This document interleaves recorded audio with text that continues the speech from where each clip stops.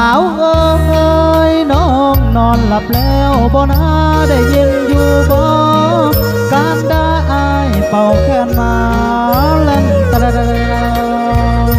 อากาศมันหนาวอายคิดทอดเจ้าก็เลยจับแขนขึ้นมาเป่าเล่น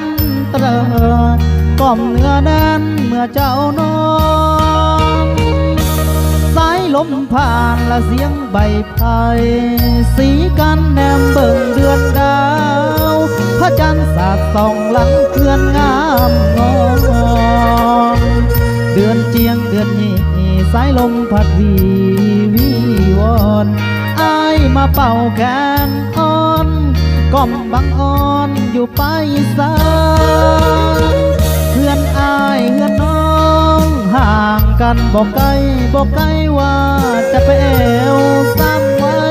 แต่เก่งใจนงทานอากาศมันหนาวบ่อยากให้เจ้านั่งทรมานและนอนสะเถิดจอมควันเสียงแคนอายนั้นจะกล่อมเจ้านอนหากว่าน้องเจ้านอนหลับฝันดีขอโพยภัยอย่ามีจงหลีกหนีจากเจ้านอนหลับสบายเถิดนะ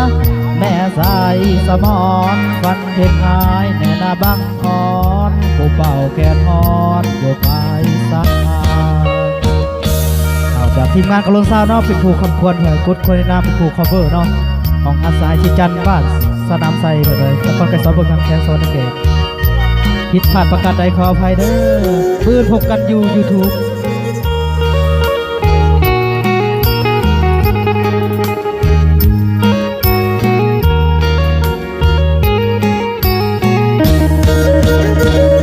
เพื่อนอายเพื่อนน้อ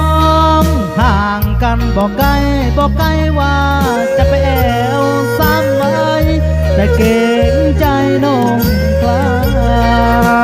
น